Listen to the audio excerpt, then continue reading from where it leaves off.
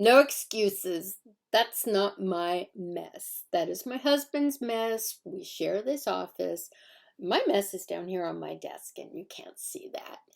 So I'm doing an update. It is more than a year after my fusion surgery, my L4-5 fusion with hardware, a spacer, and 2 rods and 4 screws. And I'm doing great. I am so glad I did it. I still am not past the point where when I'm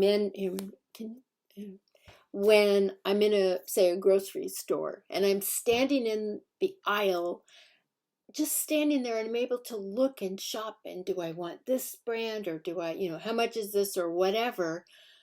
And I wasn't able to do that for like 3 years. It was all I could do to stand for 5 seconds without excruciating pain. And I would kind of have to sort of waddle, although it didn't help, trying to shift from leg to leg. I was in such pain, and the pain went from my buttocks, equally on both sides, down the sides of my legs to about my knees. And Dr. Berven, I guess I can say his name, Dr. Berven, UCSF, San Francisco, he did a spectacular job. I was in the hospital 3 nights, and like I said, he did the fusion of L4 and 5. And what that did, when he put in the spacer, which is, like an artificial disc, I guess. So it took the pressure off the 2 nerves that were trapped. So that lifted it up. The nerves were freed.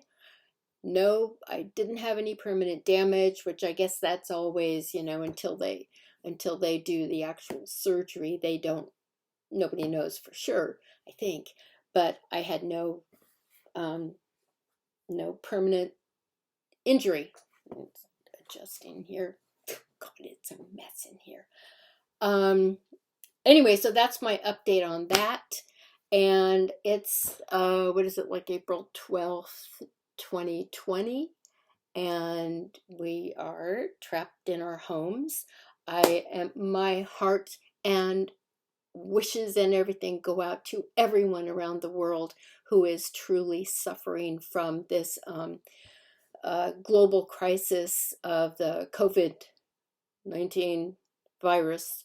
And we all have to stay in our homes. People can't work. People can't go out. We have to be 6 feet apart.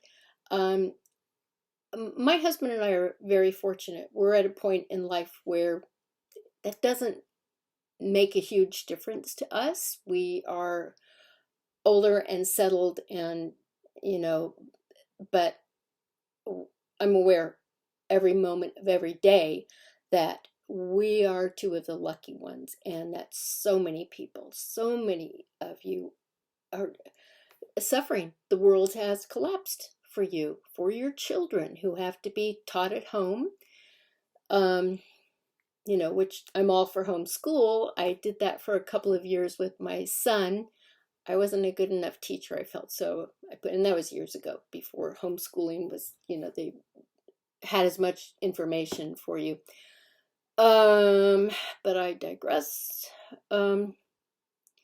Basically, I just want to say that this is a crisis that has affected all of us, but I'm so aware that it's not affecting us anywhere near as badly as it is for so many people, millions of people around the world. Was there anything else I was going to say about that? There isn't much to say.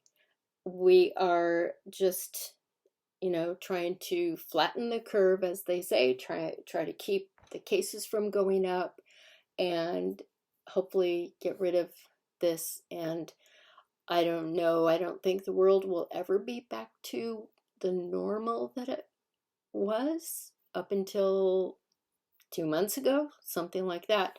But hopefully we can get back to work. And once again, I am so grateful that my family, my grown children, and other relatives are able at this point to work from their homes via the internet. So far, one of them had to have her salary reduced by 25% in order for the owner of the company to be able to have any work for any of the employees.